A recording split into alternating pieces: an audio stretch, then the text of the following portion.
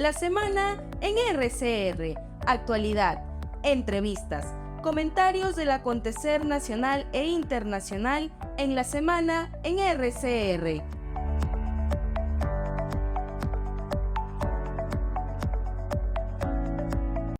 A Julio Falón Rivas, economista, analista en temas políticos, director de la revista Apuntes a Lápiz. Julio, qué gusto saludarte, buen día, muy amable como siempre. ¿Cuál es la radiografía que tienes de lo que está pasando en el sur del país en estos momentos, Julio? ¿No? Hay una calma, cierto, pero siempre hay sectores que llaman a la protesta, que llaman a confrontar abiertamente al gobierno, ¿no? ¿Cómo estás mirando la situación, sobre todo en Puno, en Arequipa, en Cusco, que siempre son los lugares más neurálgicos, por llamarlo de alguna manera, ¿no? Bueno, de hecho hay una suerte de intentos de articulación macrorregional. Ha habido reuniones, por ejemplo, en Apurímac. Las reuniones no han sido como me imagino los organizadores se lo esperaban. Se ha generado una cierta, digamos, intento de movilización social que ha sido relativamente exitoso en algunas partes de Puno, más no en todos los lugares donde ellos esperaban. Por ejemplo, en el norte de Puno, la situación que es uno de los lugares donde hubo una paralización importante, justamente porque ahí se encuentran la hidroeléctrica, Sangabán, se encuentra el proyecto minero o la unidad minera San Rafael y otros proyectos que están en ciernes, ¿no? En la perspectiva justamente de iniciar un proceso de presión para lograr algún tipo de reivindicación o que el gobierno los escuche, ¿no? Sin embargo, esta situación que se dio de manera importante en el caso del norte de Puno y también en la parte sur de Puno, no tuviera o no tenga la relevancia. En el caso del norte, que es donde yo conozco más, la actividad comercial es una actividad fundamental. Como tú sabes, Juliaca es el centro del sur en cuanto a comercio. Ellos vienen de la experiencia pasada, bastante debilitados económicamente. El proceso de reactivación no ha sido como el esperado, el turismo se ha reducido o no se ha recuperado a los niveles que tenían antes de la pandemia. Y en el caso del sector ganadero, también es un sector que ha sido bastante golpeado.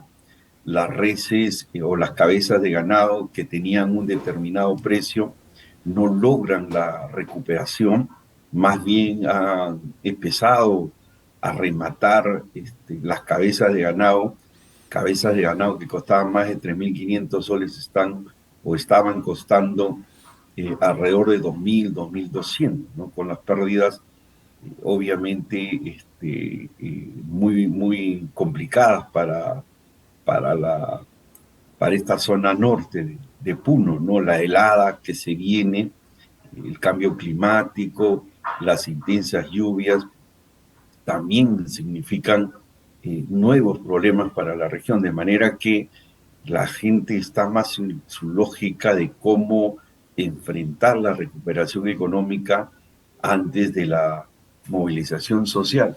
Sin embargo, hay un detalle que exacerba más a quienes lideran estos movimientos sociales o estas protestas sociales, ¿no? Las declaraciones desafortunadas o provocadoras de parte del Ejecutivo o las acciones que viene desarrollando el legislativo. Todos conocemos el intento de seguir implementando este plan siniestro que hablábamos los días pasados contigo, que no se llegó a materializar por el tema de la no aprobación de la bicameralidad y una abierta estrategia de pretender a través de la aprobación de la bicameralidad no aprobarla y llevarla a referéndum. Eso, por ejemplo, es algo que puede permitir iniciar un proceso de recuperación digamos, de la paz.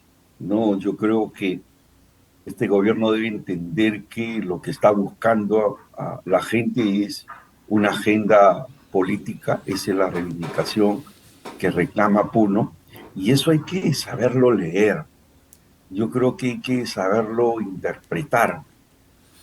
Menos mal que no se aprobó este tema de la bicameralidad, porque esto, creo yo, hubiera sido un elemento atizador para que esta protesta o este intento de paralización que estaba que no estaba, mejor dicho, potenciada, esto lo hubiera potenciado, ¿no? Yo creo que ahí el gobierno, el Congreso, creen que frente a esta inacción de la movilización social pueden hacer lo que le da la gana. Y esa es una lectura pésima, es una pésima lectura porque cada acción que el gobierno intenta y el Ejecutivo y el gobierno intenten desarrollar va a alimentar más la polarización y el crecimiento de la protesta social.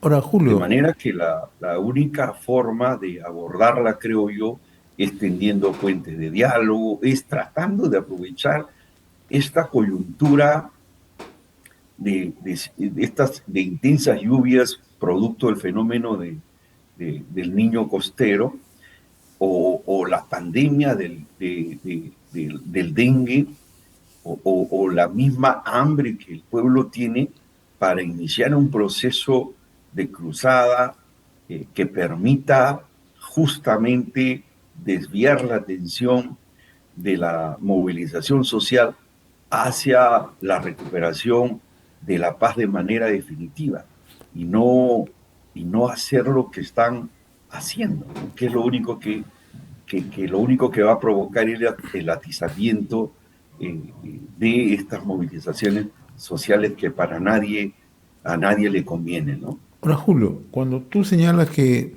no hay una lectura clara, una interpretación de lo que ocurre realmente en el sur del país, no se tienden los puentes necesarios, pero por otro lado también habría que ver, ¿no?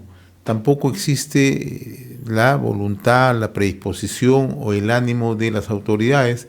No sabemos si sea por una convicción personal o por presiones internas que no tienden esos puentes.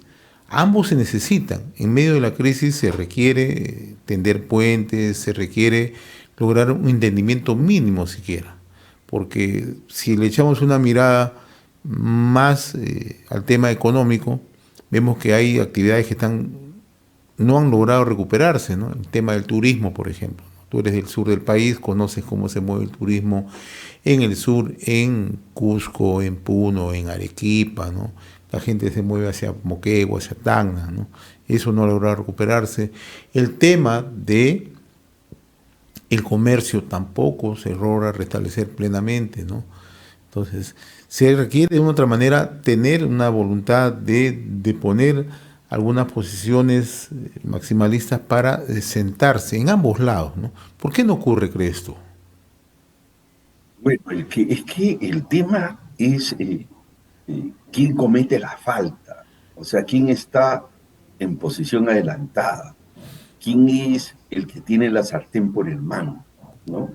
Tenemos una sociedad civil objetivamente debilitada, golpeada por lo que yo te señalaba, por esta crisis económica, política y de seguridad alimentaria, de enfermedades, de desastres naturales. Tienes una comunidad golpeada, tienes una sociedad con muchos problemas y un gobierno que no hace bien las cosas y un parlamento que hace lo que le da la gana.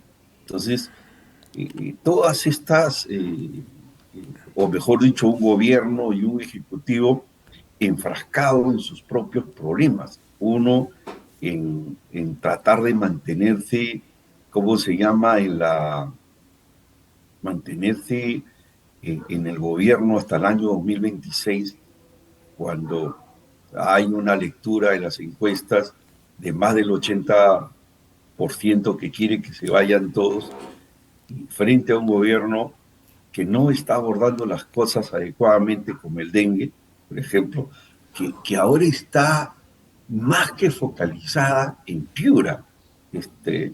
Yo tomaría la decisión de trasladar todos mis esfuerzos hacia Piura. Incluso la presencia del Ejecutivo y específicamente del Ministerio de Salud en este lugar del país para poder mostrar efectivamente una presencia y una preocupación por lo que está sucediendo en Piura, ¿no? Ya las cosas se han convertido en inmanejable, la situación del colapso del sistema de salud ha fracasado, ha quebrado desde hace varios meses en Piura, de manera que esa es una manera como yo pudiera de una u otra manera enfrentar esta crisis. De la misma manera, la presencia del sector agrario y la presencia de los organismos correspondientes para poder enfrentar este tema de los desastres naturales también es otro tema fundamental y que ya se nos ha demostrado, José, que no es posible atenderlo desde Lima. El tema de los desastres naturales, si no tenemos una visión integral, si no tenemos una visión descentralizada de cómo atender los desastres naturales y darle mayor poder a las regiones, por ejemplo, allí para poder tienes, enfrentar. Julio, allí tienes un tema bastante delicado, ¿no? Porque el tema de la sequía que afecta a un sector del sur del país, el tema también de las heladas, es un componente esencial, ¿no? A tomar en consideración. ¿Por qué? Porque en Puno, en Cusco, en las zonas altas en Arequipa, ¿no?, son miles y miles de agricultores. De tal manera que parece ser que tampoco hay una mirada hacia este sector. Y este sector, cuando toma a veces algunas decisiones, cuando este sector empieza a generar demandas que son justas y se convierten en presiones políticas, en definitiva sí pueden generarle más de una dificultad al gobierno. Entonces ahí sí yo coincido, ¿no? No hay una lectura real de lo que está pasando, ¿no? O sea, no solamente es establecer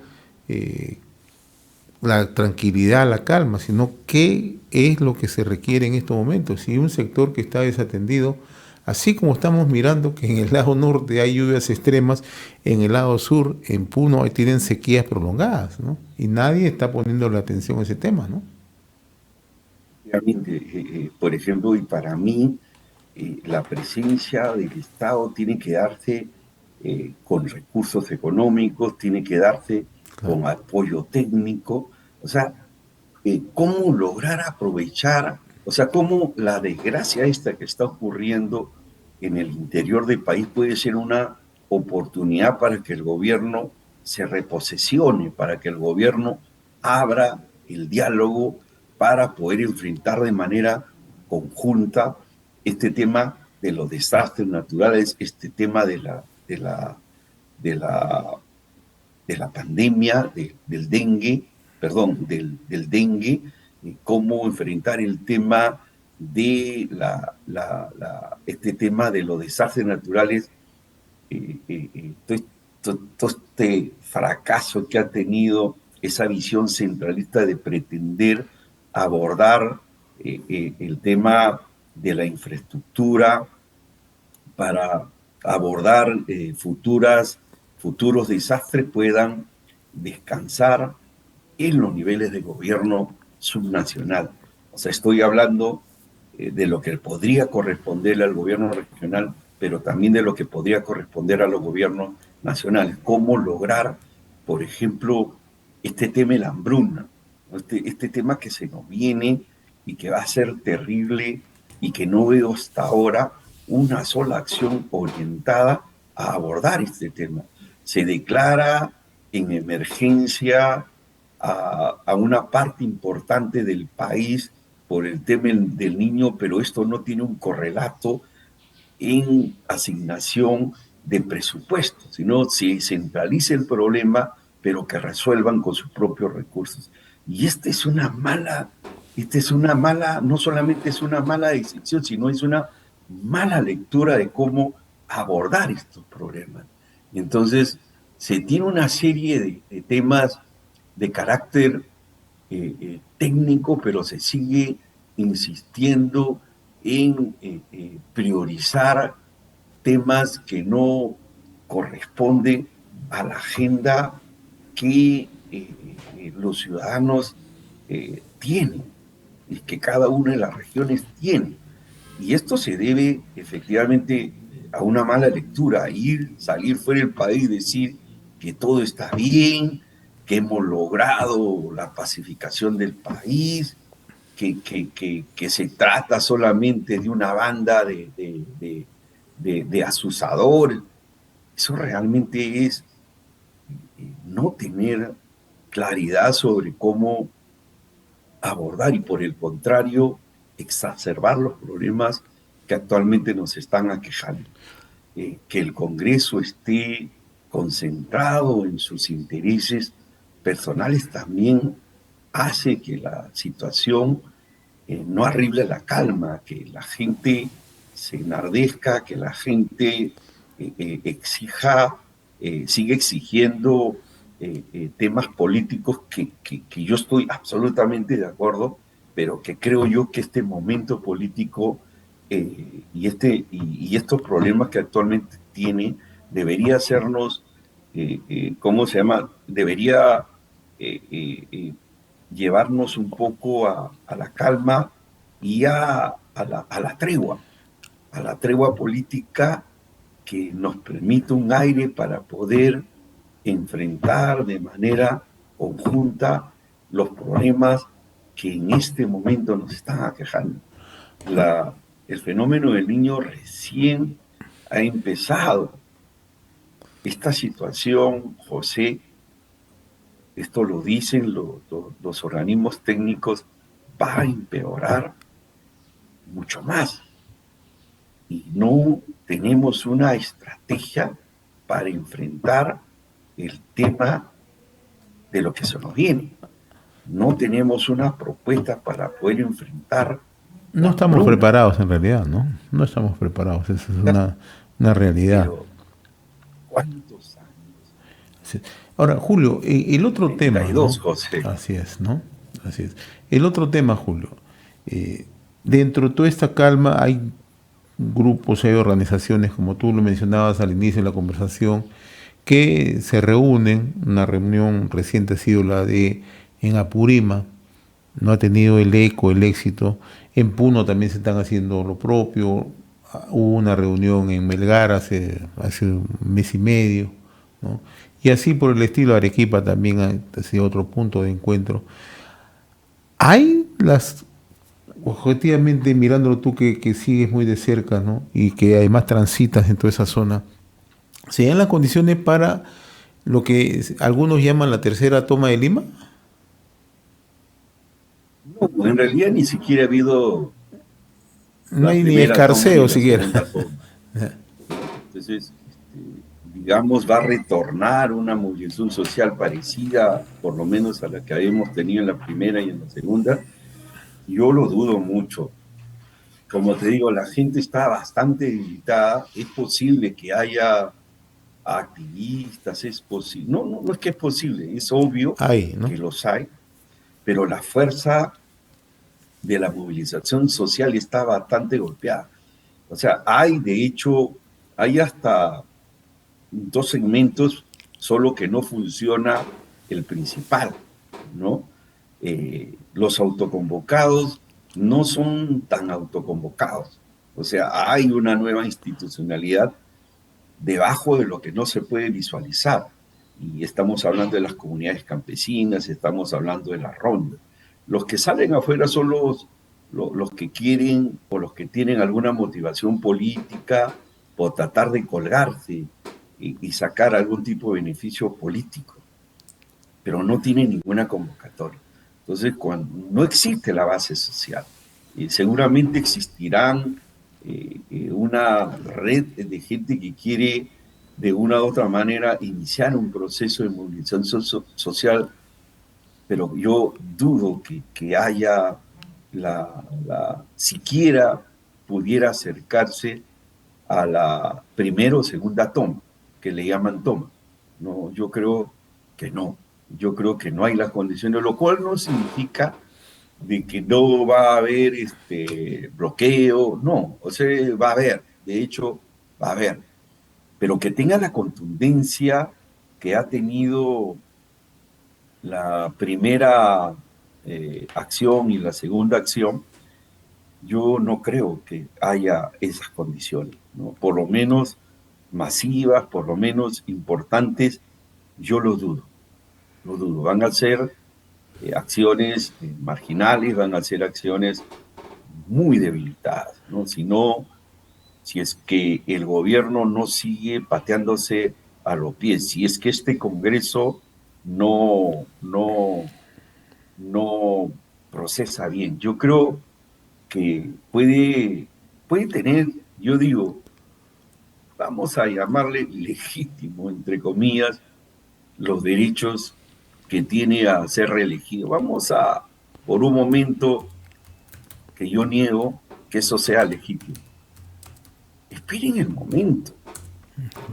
No lo hagan en el momento en la que hay un movimiento social debilitado, porque lo único que van a hacer es que este movimiento que es marginal empiece a tener una base social importante. O sea, yo creo que, ojo, quiero que anoten algo. Ya no se habla de una paralización indefinida. Ya no se habla de una restitución de Pedro Castillo. Ya no se habla de un cambio en la Constitución. Ojo, están con una nueva estrategia donde solo apunten a las elecciones, o mejor dicho, contra Dina Boluarte y contra el Congreso de la República. Y están dejando de lado reivindicaciones como el cambio de la Constitución o el referéndum, además de este tema de las elecciones generales. Ahora, ojo. Sí, en efecto se nota que hay todo, digamos, una modificación en la agenda. Una agenda más convocante. Ya. Pero no se traduce precisamente en esa convocatoria, ¿no? La agenda está, pero no se traduce en una convocatoria más masiva. Yo me gustaría echarle una mirada, así como le hemos echado una mirada a quienes pueden estar alentando estas movilizaciones, estas protestas, el papel de las autoridades, ¿no?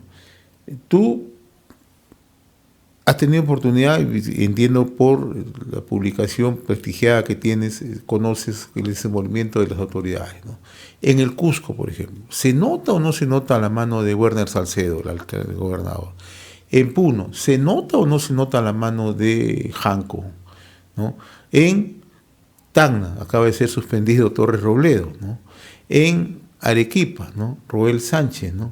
O en Moquegua, la gobernadora Gilia Gutiérrez, ¿no? O sea, ¿se nota la mano de los gobernadores o también estamos en una nave sin garete?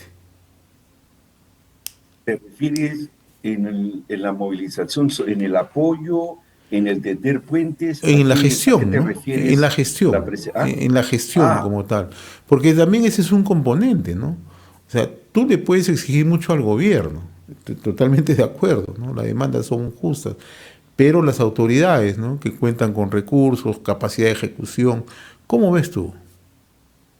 Bueno, sí, ahí hay otro problema, ¿no? Y otro problema que se oculta tras esta responsabilidad es estrictamente el gobierno nacional. Ese también es otro problema, ¿no? Yo creo que salvo el caso de Moquegua, en los otros, en el resto de regiones, la ejecución presupuestaria, como es evidente, es bastante pobre. En el caso de Puno es el caso más complicado. O sea, ahí no ha podido avanzarse mucho en materia de ejecución presupuestaria, justamente porque ha sido, digamos, el epicentro del movimiento social, ¿no? En el caso del Cusco es mucho menos, pero ahí la inacción también es tremenda, es terrible, ¿no? O sea, no hay tampoco una mirada de que esta responsabilidad, vamos a poner un ejemplo, de la reactivación económica también es responsabilidad mía. O, por ejemplo, que el tema de salud, el dengue, también es responsabilidad del gobierno regional. Y que lo es, ¿ah? Porque acaso que lo es.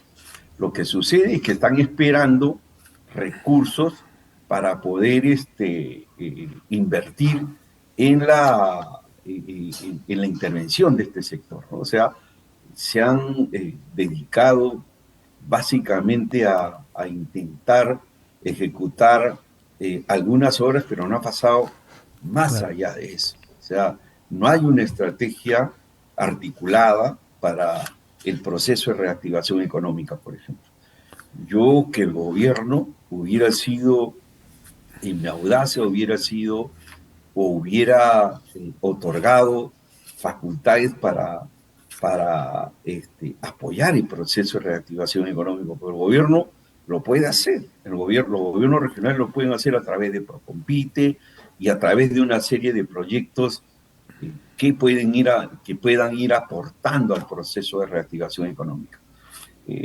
Se tiene recursos hasta el 10%, ¿no? Que podría fácilmente invertirse hasta el 30 o 40% por única vez este año o el próximo año, de manera que pueda ayudar al proceso de recuperación económica local y regional. Y ahí pueden intervenir todos los gobiernos locales. De la misma manera, en el caso del dengue, ahí está salud, que fácilmente podría aportar a este proceso, ¿no? Pero lamentablemente todavía siguen pensando que este es estrictamente responsabilidad del gobierno. Y el gobierno también se los ha hecho creer, también con las acciones centralistas, con las decisiones centralistas que toma, también les hace creer y al final nadie hace nada por la gente que está en una situación realmente terrible, ¿no? Sí, en realidad lo que tú acabas de señalar, ¿no? O sea, todo el mundo se pone de costado, ¿no? Tanto el Ejecutivo como por el lado de los gobiernos subnacionales, ¿no? Y allí hay la posibilidad de generar, o sea, reactivación en cada una de las regiones, ¿no? No está ocurriendo, eso también es otra realidad, ¿no? El caso más directo, Julio, el caso que tú también conoces, el tema del turismo, ¿no? El turismo, que es una palanca en la zona sur del país, no está llegando a los niveles. Hay una recuperación, probablemente ahora en junio el Cusco va a recuperarse con la festividad del Inti Raymi, ¿no? Y esto tiene un efecto multiplicador hacia otras zonas, ¿no? Pero no es suficiente. En realidad, muchas empresas han colapsado luego de la pandemia, luego de la crisis, luego de las paralizaciones, movilizaciones, bloqueos, ¿no? Etcétera, etcétera. Y el tema de las inversiones, que ya es el tema final que quería tocar contigo, ¿no? Tampoco vemos inversiones en el sur, ¿no? Paralizados varios proyectos, ¿no? Y proyectos que pueden salir, ¿no? Majesiguas, por ejemplo, estancado, ¿no? O proyectos que pueden salir, por ejemplo, Safranal, en Arequipa, ¿no? O proyectos que pueden seguir impulsándose, tú acabas de mencionar, ¿no? Proyectos exitosos, ¿no? Como San Rafael, ¿no? U otros proyectos que pueden aplicarse en la zona, ¿no? Entonces requieren inversiones, pero tampoco hay esa voluntad, ¿no? Ya no solamente todo tiene que estribar por el lado ideológico, sino también mirando la capacidad de desarrollo de cada región, ¿no? Mira, yo te pongo un ejemplo concreto. Se prometió, por ejemplo, reglamentar, o, había una iniciativa legislativa para devolverle impuestos a los turistas, en el caso Así de es. Tacna, por ejemplo, donde la variación cambiaria ha jugado a favor de Chile, por ejemplo. La, el turismo en Chile perdón, el turismo chileno en la zona de frontera se ha reducido en más del 50%. Y es que no solamente la paridad cambiaria sol-peso, sino también tienes problemas de determinados beneficios que se está generando para el turismo y que no se terminan de materializar. Yo creo que un gran aporte sería la evolución de los impuestos por las compras que se desarrollan en el libro, que son bastante significativos, o la evolución de impuestos por las facturas, por el turismo, por hospedaje, por alimentación. O sea, hay mecanismos que pueden generarse a partir de normas que Claro. pueden ayudar al proceso de la reactivación y que pueden ser transitorias hasta que haya una recuperación, pero no se hace nada. El Parlamento está preocupado por sus propios problemas y desde el gobierno central, desde el Congreso, se hace muy poco. Como yo te decía, no hay un plan para poder enfrentar el tema del hambre, con la hambruna que se nos viene, y que no solamente es el caso del Perú, es un Es caso global, que es excede global. al Perú, ¿no? Sí, es un tema global. ¿Dónde está nuestro plan para poder enfrentar ese proceso? ¿Dónde está el plan para poder seguir neutralizando lo del dengue? ¿Cómo empezar a desarrollar algunas acciones que permitan, digamos, la recuperación de la paz en el país? Ya son más de 6, 7 años, 6 años, José, que venimos arrastrando y conversando de lo mismo. Que se vayan todos viene desde que Vizcarra dejó el poder. Desde ahí no hemos dejado esa consigna y mira todos estos años que han pasado y seguimos pidiendo en materia política lo mismo. Años perdidos, sin lugar a dudas. La época de Vizcarra, antes tenemos el problema de la reactivación económica. La caída de las inversiones también ha ido acompañando todo este proceso. O sea, estamos estancados y en retroceso desde la pandemia y no hemos salido del mismo marasmo. Y cada día tenemos representaciones políticas unas peores que otras. Cuando creemos de que ya hemos tocado fondo, nos damos cuenta que todavía hay más fondo, o que al fondo hay más sitio. Así es. Y realmente, no, ya yo creo que tenemos que tener respuestas políticas. La vez pasada, y ahí me gustaría conversar en algún momento, José, sobre el tipo de partidos o el tipo de clase política que el país necesita para salir de esta crisis. No es que no haya gente decente, hay muchísima gente Pero no decente. quieren ingresar a la política. También es otra, esa es una dura realidad. Hay que empujar, Así es. hay que empujar para que esto suceda. Yo no veo realmente, o sea, siempre hablamos de los problemas, pero muy poco hablamos o atizamos el tema de las soluciones. O sea, yo estoy convencido que hay una sociedad dispuesta a participar en política, pero con condiciones distintas a la que actualmente estamos. Lo que se Con pide, esto, lo que se pide, que es un punto primordial, es la esencia, ¿no? Y yo creo que hay gente decente que quiere hacer política, mira, pero tiene sus temores. Y eso es también una realidad. sí, o sea, yo creo que sí, pero ¿cómo lograr, por ejemplo, en una época salió estos muchachos de la coalición ciudadana, creo que le llamaban así, la coalición, no recuerdo cómo le llamaban, donde está Iván Lanera, donde estaban los que les llaman caviares, ¿no? Gente preocupada, gente decente, gente que efectivamente ha prestado sus servicios al Estado. No estoy hablando de todos, pero hay una gran cantidad de gente decente, ¿no?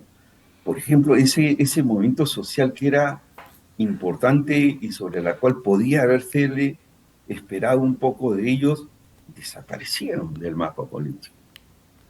Entonces, hay que seguir intentando, Así hay es. que seguir generando respuestas políticas, no necesariamente partidarias, porque podemos empezar desde la ciudadanía, desde colectivos, Hay que abrir para la espacio, ¿no? Y reactivación lo que se trata es económica, que sí. hay que abrir espacio. Tú lo estás haciendo desde apuntes a lápiz, ¿no? Con los conversatorios, abriendo espacio para una participación de distintos puntos del territorio nacional, Hay académicos, que darles, políticos, y eso de hay eso se que trata. darles a todos. Por En ejemplo, efecto, cuando entrevistamos a don Martín Vizcarra, todo el mundo nos acusó de pro vizcarristas. No, el día que lo invitemos a Óscar Valdés o a un líder fujimorista, nos van a decir fujimoristas, ¿no? Pero bueno, ya, eso es como tú parte sabes, de la anécdota, ¿no? Pero bueno, es parte además, ¿no? Del ejercicio de hacer una vida política activa en términos de apertura, ¿no? De eso se trata, ¿no? como lo que estamos Así haciendo es. nosotros. Muy bien, Julio, como Tú, siempre ha sido yo, un gusto, ¿no? mucha gente. Así es. Nuevamente nuestro agradecimiento, Julio, ¿ya? Un fuerte abrazo. Gracias por Gracias a atender ti, esta José. comunicación este fin de semana. Muy gentil, ¿eh? Gracias. Placer. Hemos presentado La Semana en RCR.